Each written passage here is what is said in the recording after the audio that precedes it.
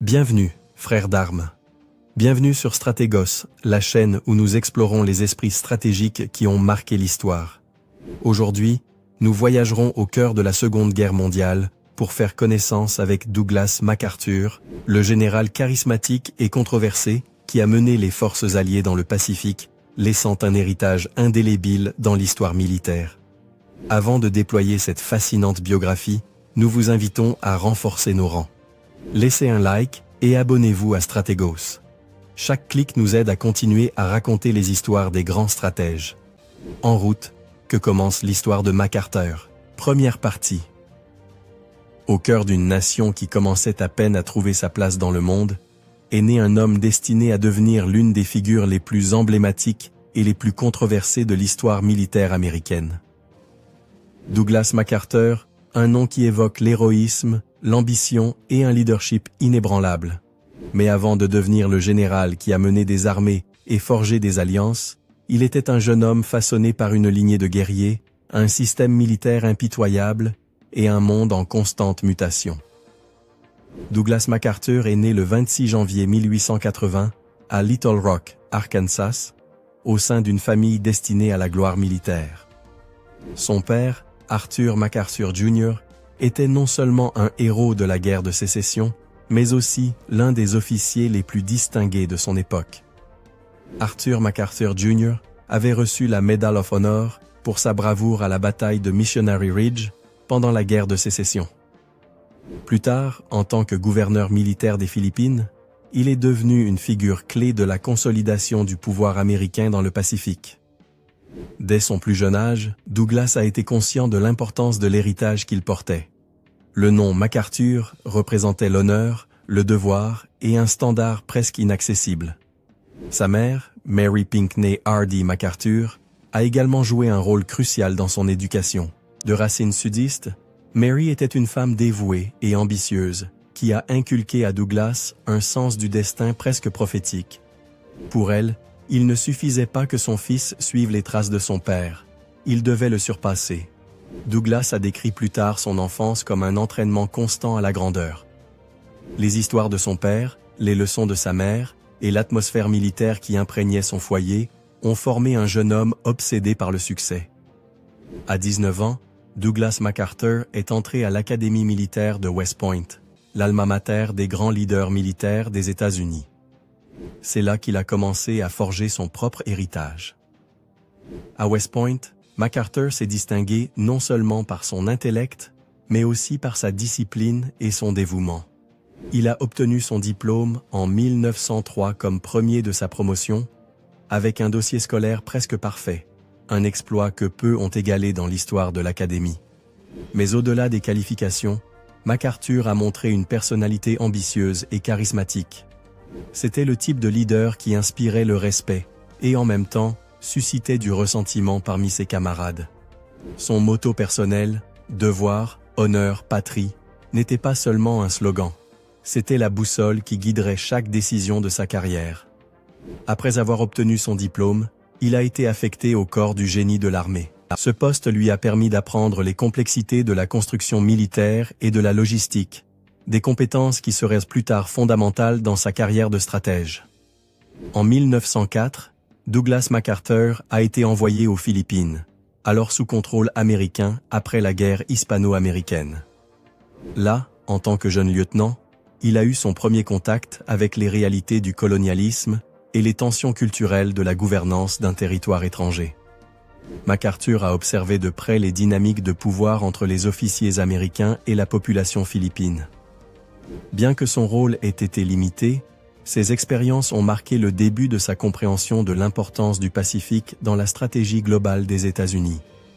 En 1914, MacArthur participa à l'expédition punitive contre Pancho Villa au Mexique, dirigée par le général John G. Pershing. Cette opération, destinée à capturer le révolutionnaire mexicain, donne à MacArthur l'occasion de démontrer ses compétences dans des situations réelles de combat et de logistique. Bien qu'il n'ait pas joué un rôle central dans l'expédition, MacArthur en a tiré des leçons cruciales sur le leadership sur le terrain. Il a appris que les campagnes militaires ne se gagnent pas seulement par la force brute, mais aussi par l'adaptabilité, et une vision claire des objectifs stratégiques. En 1917, les États-Unis entrent dans la Première Guerre mondiale et MacArthur est prêt à assumer un rôle de premier plan dans le conflit qui définira une génération. Il est nommé chef d'état-major de la 42e division, aussi connue sous le nom de Rainbow Division, une unité composée de soldats de tout le pays. Cette nomination n'est pas fortuite. MacArthur a déjà démontré un talent exceptionnel pour l'organisation et le leadership.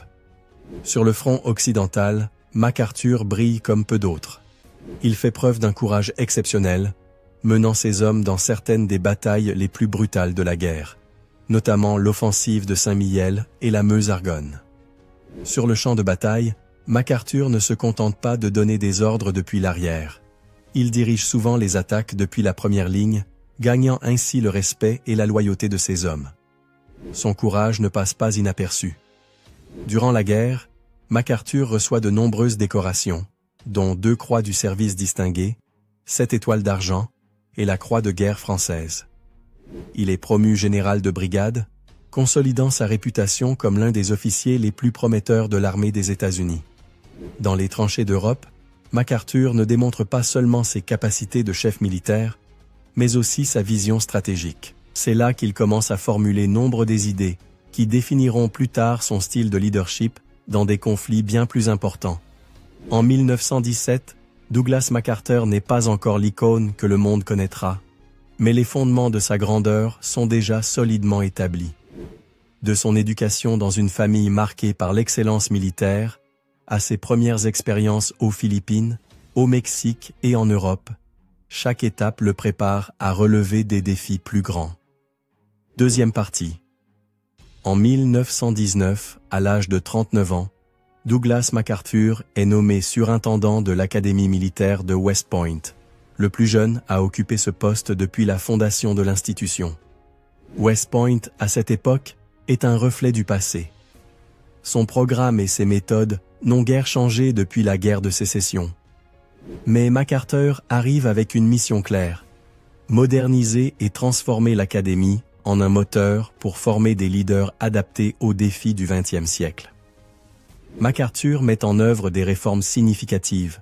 Il introduit une approche plus large des arts libéraux, encourage les cadets à penser de manière critique et promeut une plus grande flexibilité dans la formation militaire. Pour lui, il ne suffit pas de préparer des soldats. Il veut former des stratèges et des penseurs. Mais tout n'est pas acceptation. De nombreux officiers vétérans considèrent ces réformes trop radicales, l'accusant de sacrifier la tradition à la modernité. Malgré tout, MacArthur persiste. Son passage à West Point marque le début de sa réputation de réformateur, mais établit aussi le modèle de division qui l'accompagneront tout au long de sa carrière. En 1922, MacArthur quitte West Point pour relever un nouveau défi: les Philippines. Ce territoire, acquis par les États-Unis après la guerre hispano-américaine, se trouve dans une position stratégique mais fragile, face à un Japon de plus en plus ambitieux. En tant que commandant militaire aux Philippines, MacArthur a fait face à une tâche monumentale: superviser la construction de défense et, simultanément, naviguer dans les tensions politiques de la colonie. Cela incluait de gérer les leaders locaux qui cherchaient une plus grande autonomie, et une population qui considérait les Américains avec méfiance. MacArthur a également commencé à entrer en conflit avec le militarisme japonais croissant. Bien que ses ressources fussent limitées, il a été visionnaire en comprenant que les Philippines seraient un champ de bataille crucial en cas de future guerre. Ses premières expériences dans le Pacifique allaient semer les graines de ses stratégies les plus ambitieuses durant la Seconde Guerre mondiale. En 1932, la Grande Dépression avait plongé les États-Unis dans le chaos économique. Des milliers de vétérans de la Première Guerre mondiale, connus sous le nom de Bonus Army, ont marché sur Washington D.C. pour exiger le paiement anticipé d'une prime qui n'était pas prévue avant 1945. Douglas MacArthur, alors chef d'état-major de l'armée, a été appelé pour rétablir l'ordre. Ce qui a suivi allait devenir l'un des épisodes les plus controversés de sa carrière.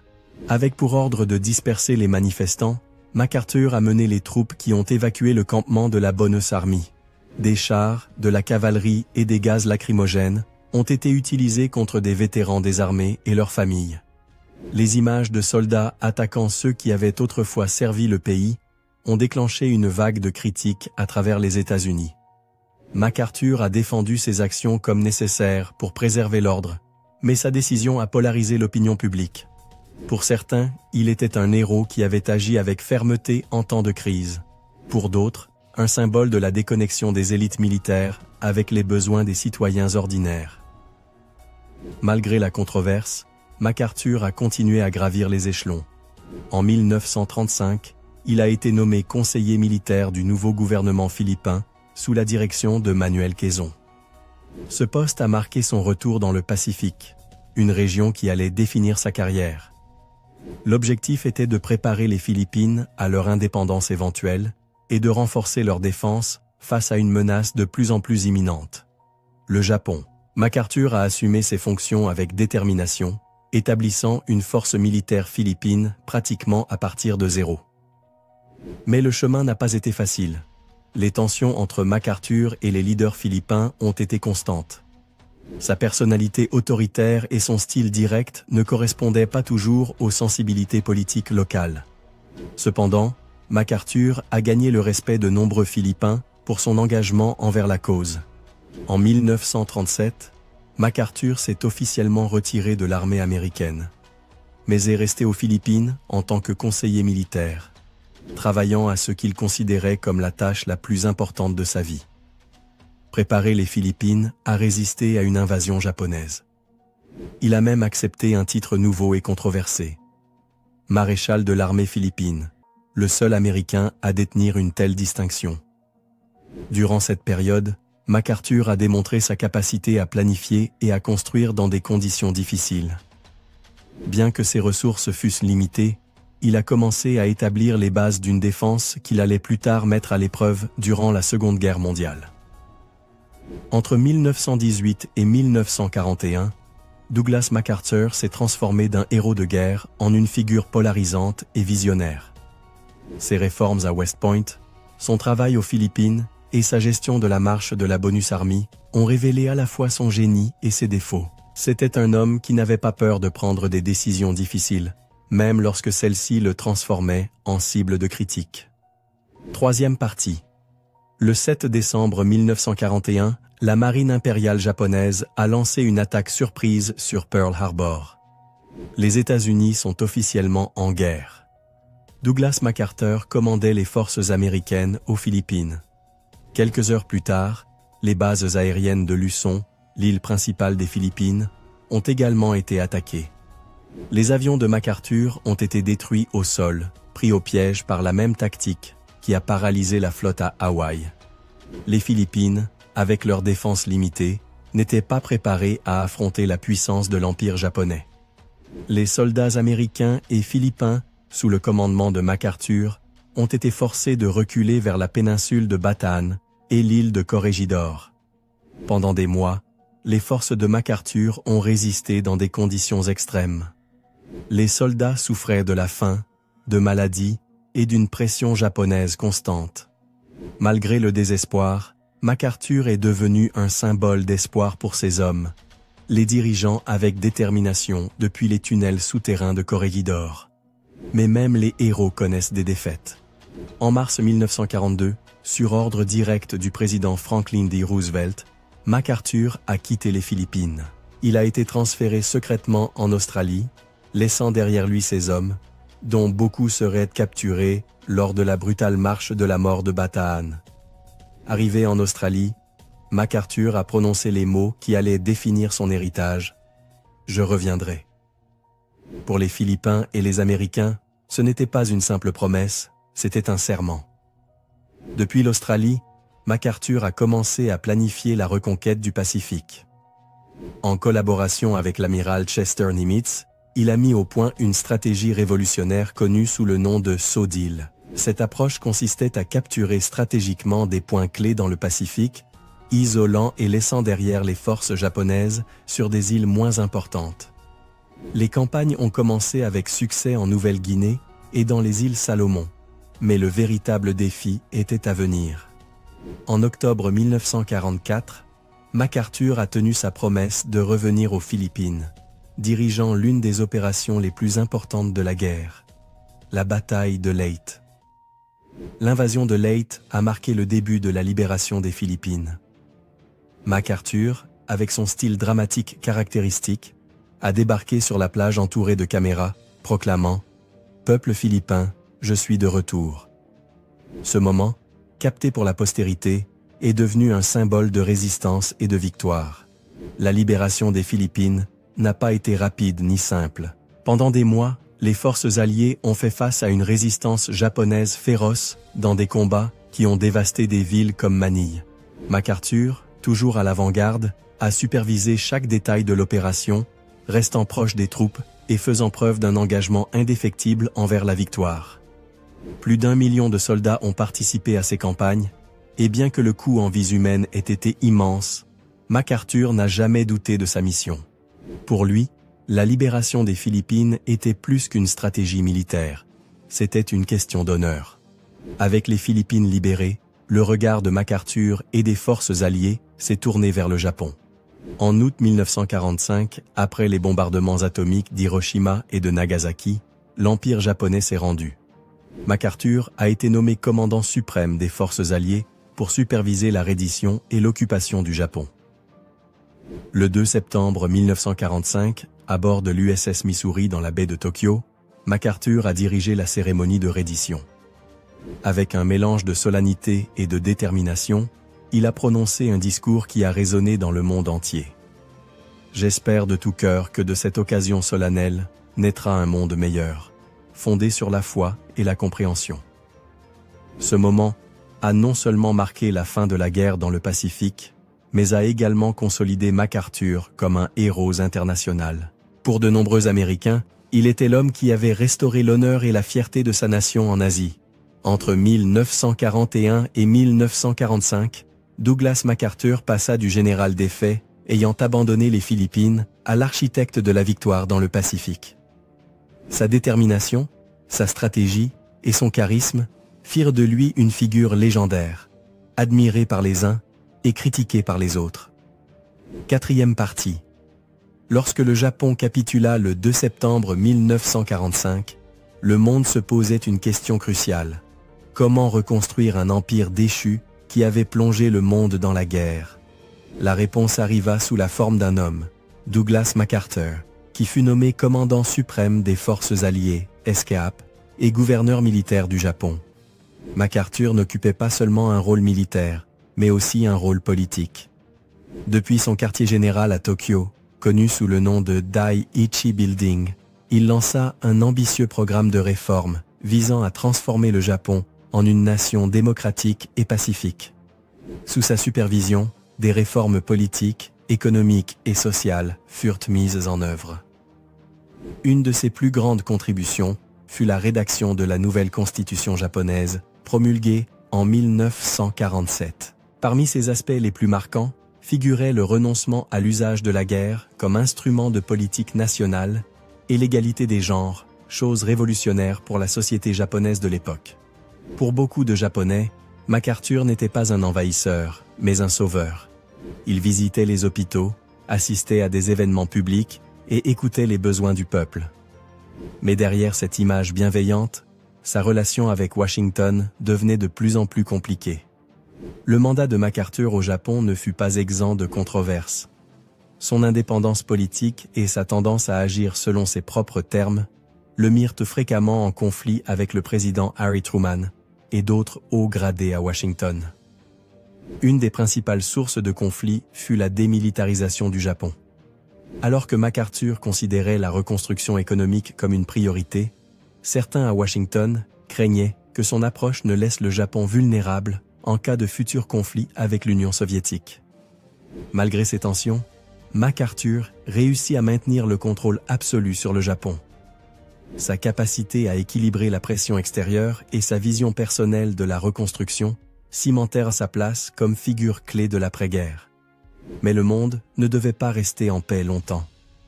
En 1950, la Corée sombra dans la guerre lorsque les forces communistes de Corée du Nord envahirent le Sud, franchissant le parallèle 38. Dans un revirement inattendu, MacArthur fut de nouveau appelé sur le champ de bataille.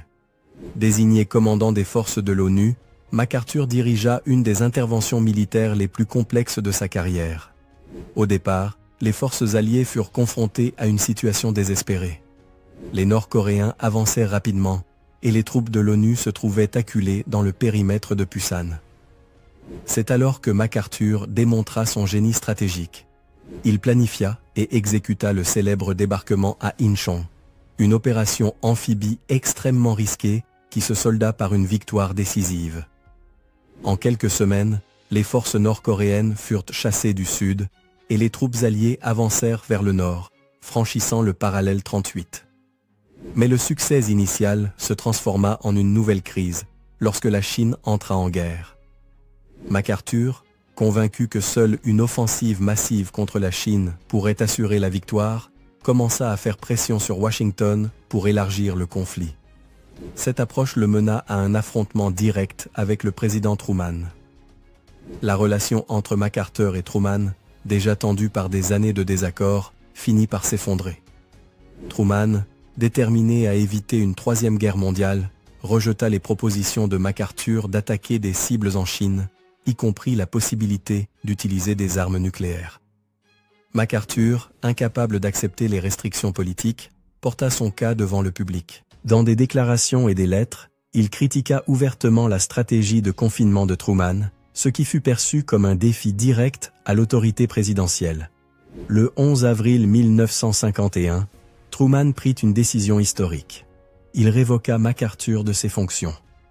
Pour certains, il s'agissait d'une trahison envers un héros national. Pour d'autres, d'une nécessaire réaffirmation du contrôle civil sur les militaires. Lors de ses adieux publics, MacArthur prononça un discours qui resta gravé dans la mémoire collective des États-Unis. Les vieux soldats ne meurent jamais, ils ne font que s'effacer. Ce fut un moment chargé d'émotions, un mélange de fierté et de mélancolie. La période de 1945 à 1951 marqua le point culminant et le point le plus bas de la carrière de Douglas MacArthur. En tant que gouverneur militaire, il transforma le Japon en une démocratie moderne, laissant un héritage qui perdure jusqu'à aujourd'hui. Mais son leadership pendant la guerre de Corée et son affrontement avec Truman démontrèrent que même les plus grands héros sont vulnérables à la politique et aux ambitions personnelles. Cinquième partie. Lorsque MacArthur arriva à San Francisco en 1951 après sa destitution, il fut accueilli en héros. Des dizaines de milliers de personnes remplirent les rues pour saluer l'homme qui symbolisait à la fois le triomphe et la polémique. Cependant, derrière les applaudissements se trouvait un homme confronté à un changement radical dans sa vie. Habitué à diriger du sommet de la hiérarchie militaire, il se retrouva désormais à la retraite, avec le temps de réfléchir à son héritage. MacArthur consacra une grande partie des années 50 à écrire ses mémoires, intitulées « Reminiscences ». Ce livre, publié en 1964, est un mélange de récits personnels et de réflexions sur les guerres qui définirent sa carrière. À chaque page, MacArthur cherchait à contrôler la façon dont il serait rappelé, se présentant comme un homme d'honneur, de stratégie et de vision. Loin des projecteurs du pouvoir, MacArthur s'installa avec sa famille à New York, menant une vie tranquille, mais toujours conscient de son statut d'icône nationale. Bien qu'à la retraite, le nom de MacArthur ne disparut pas de l'arène publique. Durant les premières années de sa retraite, des spéculations émergèrent concernant une possible candidature présidentielle. Pour beaucoup, MacArthur représentait le leadership fort dont les États-Unis avaient besoin en pleine guerre froide. Mais MacArthur ne fit jamais le pas vers la politique. Bien qu'il appréciait l'attention, il semblait mal à l'aise avec les intrigues partisanes. Ses discours se concentrèrent sur des thèmes de sécurité nationale, alertant sur la menace communiste et plaidant pour une approche plus agressive dans la guerre froide. Ses idées résonnèrent auprès d'une partie du public, mais sa position belliqueuse généra également des critiques. Lors d'un discours à West Point en 1962, MacArthur prononça une de ses phrases les plus mémorables. « Le devoir, l'honneur et le pays. Ces trois mots sacrés dictent ce que vous pouvez être, ce que vous devez être et ce que vous serez. » Ces mots encapsulaient sa vision de la vie militaire et de sa propre existence. Avec le temps, la santé de MacArthur commença à se détériorer. Bien qu'il restât une figure publique respectée, son rôle dans la politique et l'armée s'était estompé. Il passait ses journées entouré de sa famille et réfléchissait aux décisions qui l'avaient mené au pinacle du pouvoir, ainsi qu'à celles qui l'en avaient écarté. Le 5 avril 1964, Douglas MacArthur décéda à 84 ans à Washington, D.C. Sa mort marqua la fin d'une ère. Il fut enterré avec tous les honneurs à Norfolk, en Virginie, au mémorial MacArthur, où reposent ses restes ainsi que ceux de son épouse Jean. À ses funérailles, des dirigeants militaires et politiques du monde entier assistèrent pour lui rendre hommage. Pour beaucoup, MacArthur représentait l'incarnation du leadership et de la résilience américaine. Douglas MacArthur est une figure polarisante.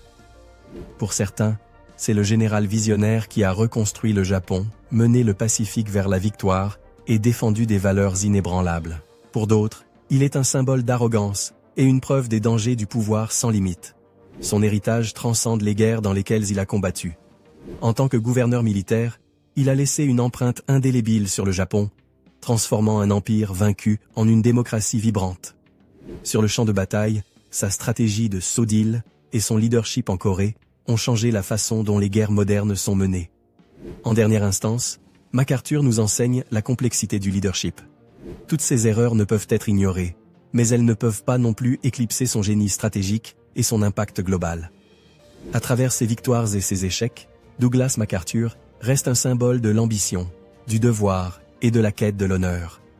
Ainsi se termine notre série sur Douglas MacArthur, un homme dont la vie a été le reflet des grandes luttes du XXe siècle. Merci de nous avoir accompagnés dans ce voyage historique. N'oubliez pas de vous abonner et de laisser un like. À bientôt dans la prochaine vidéo, frères d'armes.